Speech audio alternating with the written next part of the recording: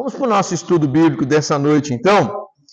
E eu vou te chamar um texto que ele reforça exatamente o que nós falamos aqui durante a nossa reunião de oração, que é a questão do sofrimento. Eu vou te chamar lá ao Salmo de número 88. Alguns irmãos que estão aqui, que estiveram na congregação, já ouviram, né, falar do Salmo de número 88. Esse janeiro nós não vamos iniciar nenhuma série, vamos alguns estudos avulsos, né? Quer perguntar, irmão, uma coisa? Levantou a mão, quer perguntar? Não, foi só um sinal, né? Isso é um sinal divino.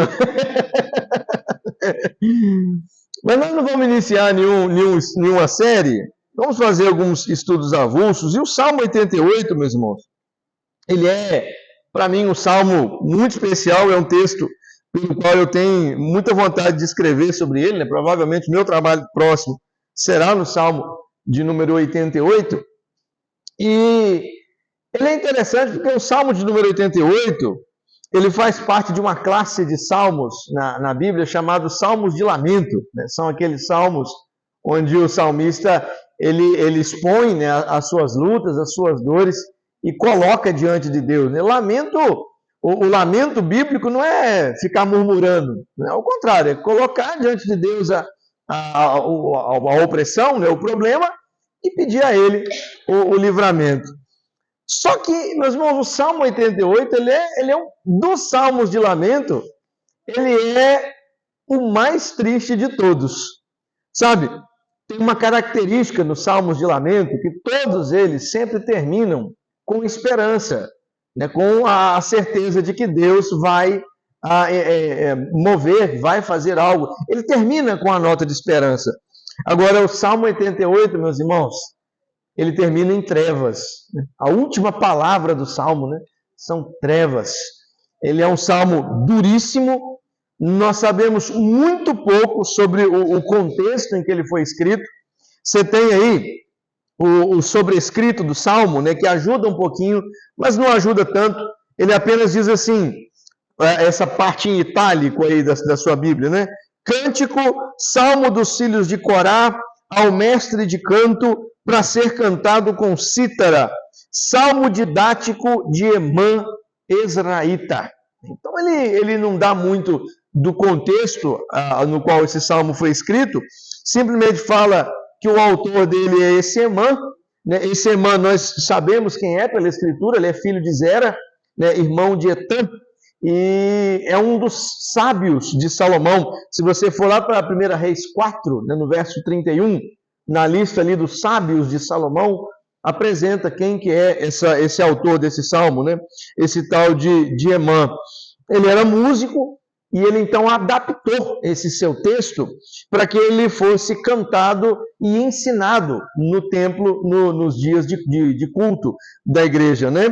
Mas um homem que se apresenta aqui cheio de angústias, um homem que realmente passou e passa por coisas. No verso 15 chega a dizer, ele é afligido desde a mocidade, né?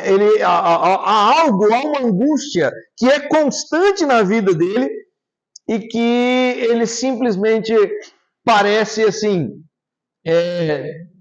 ele termina de um jeito muito enegrecido, né? De um jeito muito, muito estranho, muita fumaça no ar, muita escuridão no ar. Isso aqui, meus irmãos, nada mais é do que uma prova daquilo que nós falamos aqui mais cedo, né?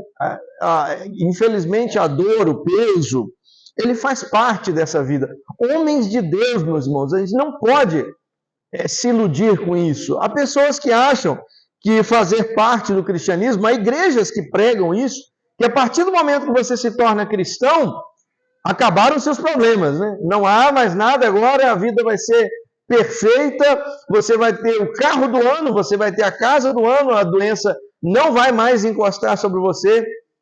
E aí você olha para a história da igreja, e você vê como homens de Deus, homens como Emã, né, passaram realmente uma vida de angústias, uma vida de dores, uma vida depressiva, né, uma vida estranha. Eu cito geralmente aqui o exemplo do grande pregador Charles Spurgeon. Charles Spurgeon ficou conhecido como o príncipe dos pregadores. Se você for para o YouTube e pesquisar esse nome, Charles Spurgeon, tem algumas pregações dele, né, que ficaram registradas, e as pessoas vão lendo, né, como se estivessem num sermão. Sermões lindíssimos, maravilhosos mesmo, sermões de Spurgeon. Spurgeon era um homem depressivo.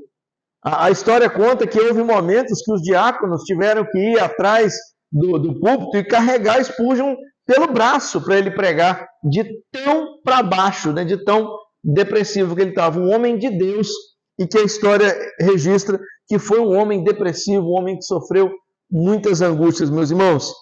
Definitivamente, esse salmo de angústia, esse salmo enevoado, né, ele é um salmo que tem algo a nos ensinar sobre o sofrimento, algo para nos ensinar sobre a realidade da dor e da vida como ela é, né, como ela é, sem romanteios, né?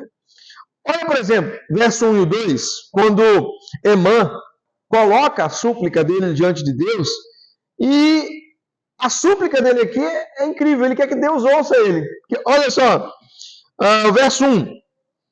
Ó Senhor, Deus da minha salvação, dia e noite clamo diante de ti. Então vê que esse homem é um homem que constantemente está clamando ao Senhor. Nós não estamos falando aqui de um ímpio. Não é o sofrimento de um homem que não teme a Deus. Não é um sentimento, um sofrimento de um homem que está fugindo de Deus.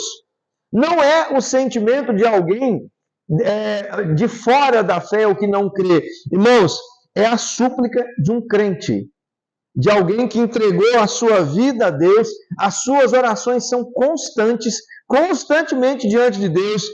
Ele tem colocado a sua petição. E olha o verso 2, como ele fala que tudo que ele queria é que essa oração dele fosse ouvida, né? Ele diz assim: chegue à tua presença a minha oração, inclina os ouvidos ao meu clamor. Qual que é o pedido desse homem, desse crente? O que esse homem cheio de angústias quer? Irmãos, ele quer uma audiência com Deus. Ele olha e fala assim: Deus, eu só queria que o Senhor me ouvisse. Nossa, dá para sentir o coração de Emã aqui, quando ele fala assim: Senhor, olha, parece que as minhas orações não estão sendo ouvidas.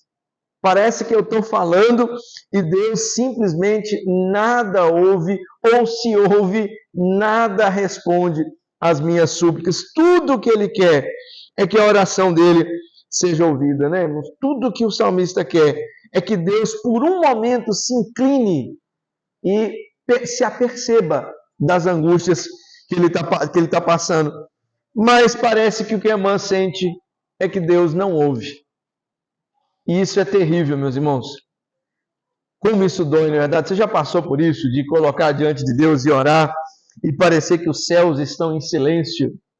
Isso dói muito, dói demais. Tudo que Emã queria era que Deus o ouvisse. E aí, olha como é que o verso 3 até o 5, ele fala como é que são as angústias dele, né? Coloca diante de Deus as angústias dele. Olha como é que no verso 3 ele fala que ele está no limite do sofrimento dele. Ele diz assim: pois a minha alma está farta de males, e a minha vida já se abeira da morte. Né? Olha as imagens que ele coloca. A minha alma está farta. Farta é o quê? Está cheia, está carregada, né? Eu brinquei lá, é como se naquele domingo que você comeu uma feijoada e exagerou, né, na dose, e você está empanturrado, está cheio. Ele fala: olha, eu estou cheio, minha alma está cheia, está farta. Mas de quê? Está farta de males, de coisas ruins. E aí, de repente, ele fala que a vida dele se abeira da morte. Abeirar aqui, né, como se ele estivesse andando num precipício. E ele está olhando, né, andando, está na linha ali, na beiradinha do precipício. E de repente, ele começa a olhar para esse precipício, e o precipício começa a ser convidativo. Você sabe do que ele está falando, não sabe? Você entendeu bem o que ele quer dizer, né? Quantas pessoas, né, meus irmãos, chegam numa situação de dor tão poderosa, num peso da alma tão forte, e de repente a corda no pescoço começa a parecer uma saída boa. E as pessoas começam a achar que se jogar, né, da janela do 5º andar pode ser a solução. E Emã está falando assim, olha, a minha vida está beirando a morte. Estou quase me entregando. Quase me entregando. Ele se sente como um soldado ferido. Olha aí o verso 4. Sou contado com os que baixam a cova. Sou como um homem sem força, atirado entre os mortos, como os feridos de morte, que jazem na sepultura, dos quais já não te lembras. São desamparados de tuas mãos. A figura aqui, ele fala assim, olha, parece... Imagina a cena de uma guerra, e de repente um soldado ele foi ferido de morte. Ele vai morrer. Só que ele não morreu ainda. Ele está estirado no chão, a ferida dele é de morte. Os soldados passam por sobre ele, olham para ele, mas imagina os soldados olhando e falando assim, não, esse aí é só questão de tempo, vamos embora, vamos continuar a nossa marcha. Ele vai morrer mesmo, deixa ele aí. Ele está assim, se sentindo um soldado ferido, abandonado, que não morreu, mas é questão de tempo, a ponto de que os outros nem param mais para ele, é perda de tempo olhar para ele. E ele se vê nesse campo, desamparado, somente esperando, né? Como diz o poeta Raul Seixas, né? Sentado num trono de um apartamento, com a boca escancarada, cheia de dentes, esperando a morte chegar. Né? Ele está desamparado, na beira da morte. E aí, versos 6 até o 9, talvez seja o coração do Salmo, né? Olha a quem que ele atribui o sofrimento. Olha, ele sabe de onde vem esse sofrimento. E olha de onde vem, verso 6. Puseste-me na mais profunda cova. Ele está falando com Deus. Nos lugares tenebrosos, nos abismos. Sobre mim pesa a tua ira. Tu me abates com todas as tuas ondas. Apartaste de mim os meus conhecidos e me fizeste objeto de abominação para com eles. Estou preso e não vejo como sair. Parecido com a história de Jó, não é verdade? Você lê aqui, você imagina Jó. Esse homem, assim, em lugares tenebrosos, né, os amigos se afastaram e ele começa a ser um objeto de vergonha, né, de opróbrio. E, irmãos, ele olha e fala assim, quem me colocou nesse lugar? Ele olha e fala, foi o Senhor. Foi Deus.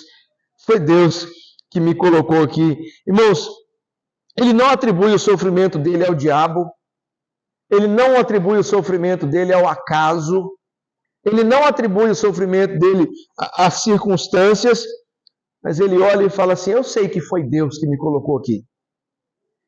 E é incrível, meus irmãos, como essa realidade, às vezes Deus realmente nos conduz, sabe? Em lugares tenebrosos para nos ensinar. Lembra que esse é um salmo didático. Ele é feito para nos ensinar alguma coisa. Ele sabe, meus irmãos, e isso aqui é interessante, porque alguns olham aqui e falam assim, não, mas que isso? O cara está colocando a culpa em Deus. Ele está dizendo que Deus é a razão do sofrimento dele. Mas entenda uma coisa, meus irmãos, o sofrimento, ele pode nos levar a duas atitudes. A primeira delas é simplesmente dizer, Deus não existe. Eu estou sofrendo assim é porque não existe essa história de Deus. Irmãos, quantas pessoas abandonam a fé porque passam por situações de trauma, situações traumatizantes, situações difíceis, de peso, e algumas pessoas abandonam a fé por causa disso. Esse é um lugar que o sofrimento pode nos levar. A descrença, a falta de esperança, a falta de certeza de que existe algo maior. Emã tomou outro caminho. Emã olhou e falou assim, eu sei que é o Senhor que me pôs aqui. Eu sei que existe um propósito didático em cima de todo esse sofrimento. Ele sabe que Deus, apesar de tudo, não o abandona. Olha o verso 9, o que ele diz. Os meus olhos desfalecem de aflição dia após dia. Venho clamando a ti, Senhor, e te levanto as minhas mãos.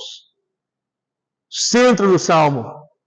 Um coração de um homem que sofre sim, que passa por um vale tenebroso, mas que não se afasta, ao contrário, se volta para Deus. Mesmo no meio de um sofrimento que ele não entende, um sofrimento que ele não conhece a causa, que até agora ele não encontrou o propósito, mas que o leva para mais perto de Deus.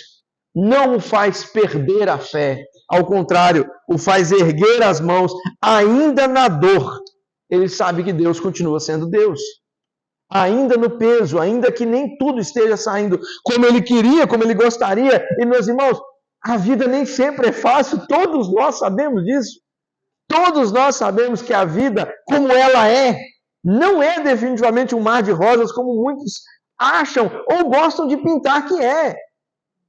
Ou gostam de imaginar que a vida aqui na Terra, ou esperam um céu aqui na Terra, quando na verdade a vida não é assim.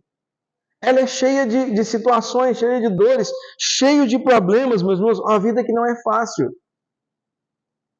Isso pode te levar ao abandono da esperança, ou pode te fazer ir para o outro caminho, que é o de confiar em Deus acima das circunstâncias. Né? Canção, nós cantamos aqui também, né? Eu não olho as circunstâncias, né? Eu olho o teu amor, é o grande amor. Eu não vivo por vista, eu estou alegre porque eu sei quem é Deus, independente das situações. E olha que interessante, verso 10 até o 12, como que Emmanuel começa a argumentar com Deus a respeito de quem ele é, mostrando para nós mais uma vez quem é esse homem, meus irmãos, que isso aqui é a súplica de um crente mesmo. Não é um ímpio. Não dá para a gente parar e falar assim, não, Emmanuel estava em pecado, por isso que ele está sofrendo isso.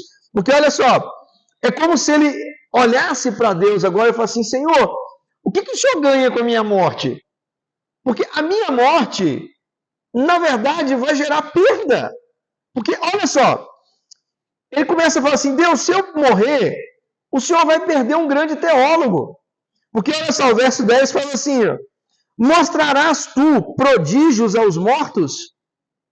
Ou seja, será que os mortos podem conhecer as maravilhas de Deus? É como se ele dissesse, olha, somente os vivos podem estudar a mão do Senhor nessa vida, podem estudar as digitais de Deus no universo. Ele fala assim, olha, eu sou um teólogo, Deus, e se eu morrer, eu não vou conseguir aprender mais do Senhor. A sepultura não é lugar para aprender. Se eu morrer, Deus, o Senhor perde um teólogo. Se eu morrer, o Senhor perde um levita. Olha como é que continua o verso 10, né? Ou os finados se levantarão para te louvar? Será que os mortos se levantariam em coral para louvar a Deus? Emmanuel está dizendo, Senhor, eu sou um que está constantemente louvando ao Senhor. Se eu morrer, é um a menos para cantar louvores ao nome do Senhor. É um a menos nessa terra que vai louvar as tuas maravilhas. Se eu morrer, o Senhor pede um evangelista. Olha o verso 11.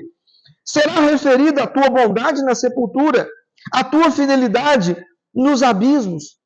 É como se ele dissesse, se eu morrer, como é que eu vou testemunhar do amor do Senhor?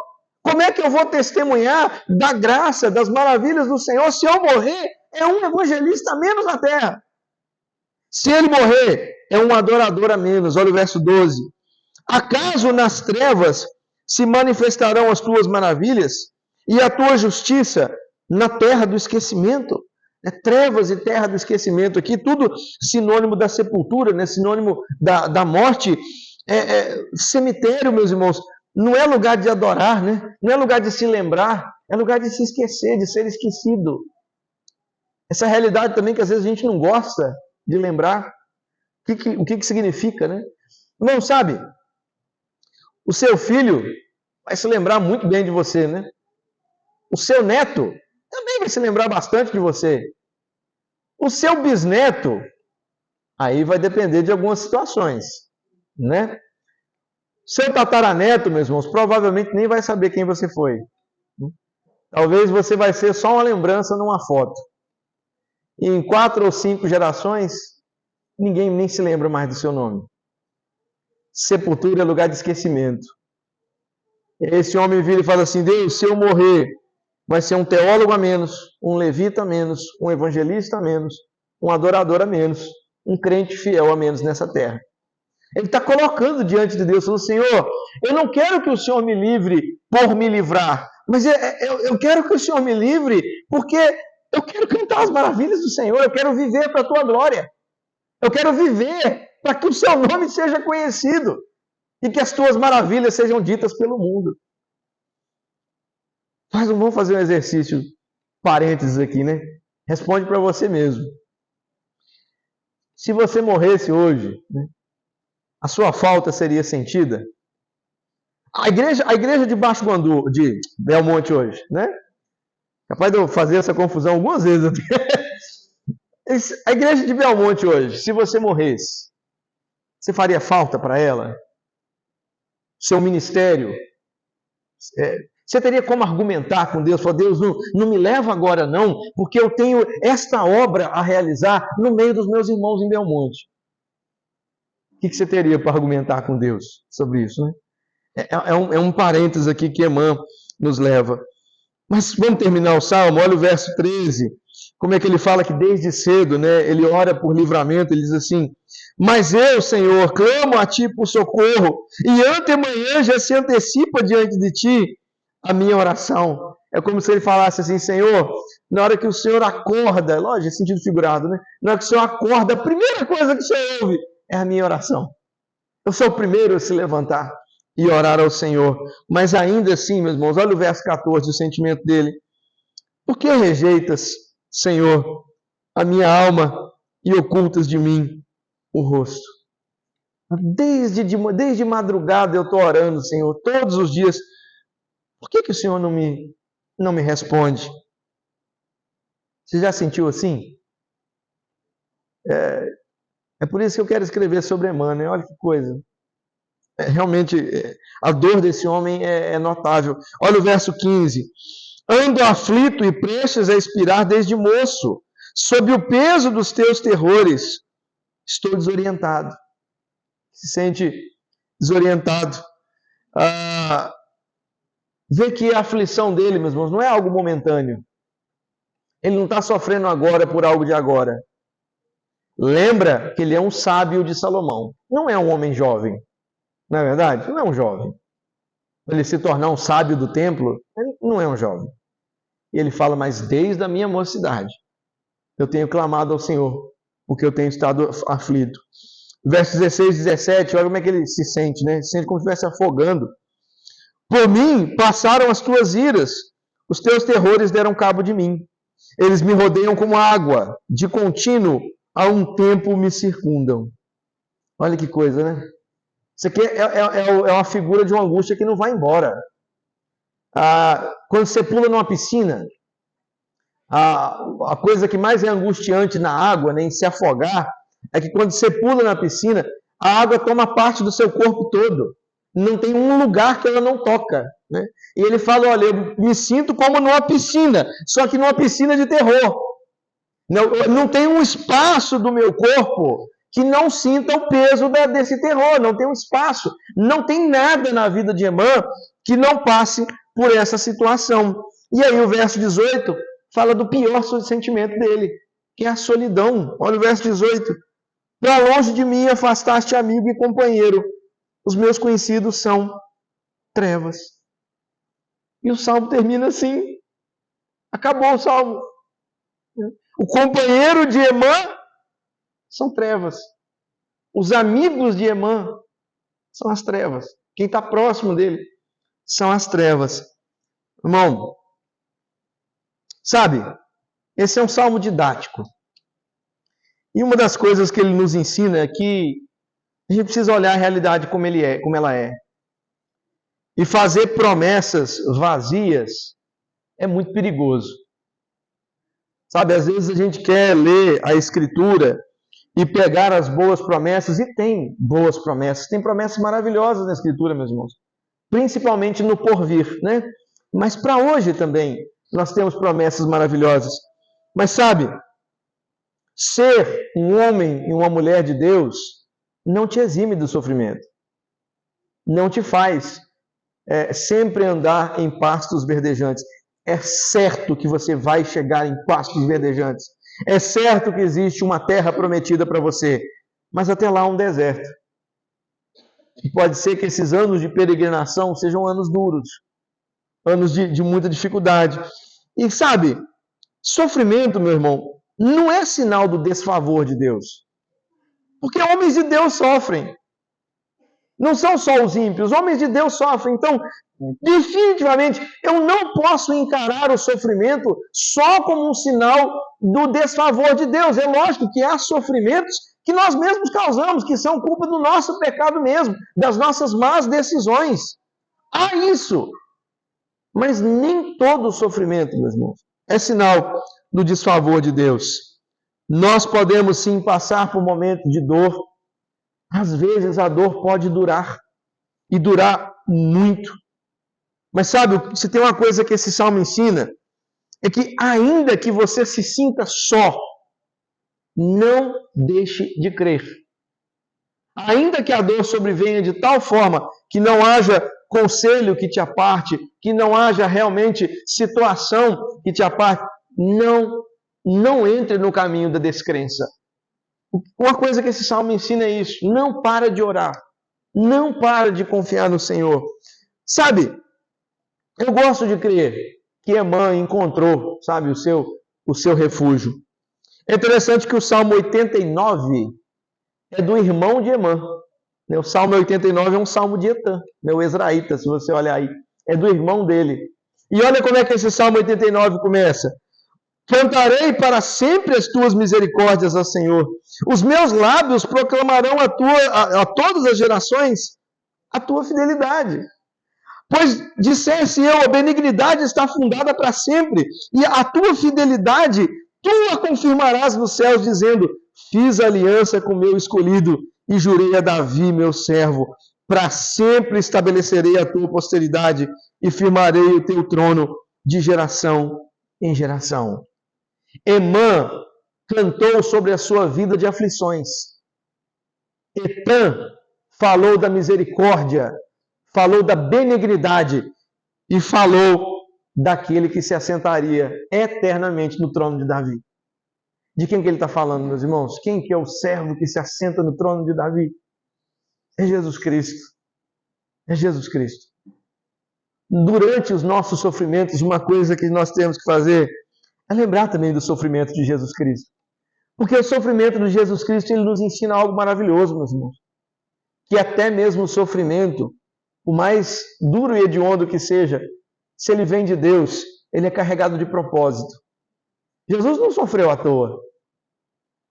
O trabalho da alma, o penoso trabalho da alma dele, quando ele viu o resultado, ele ficou satisfeito.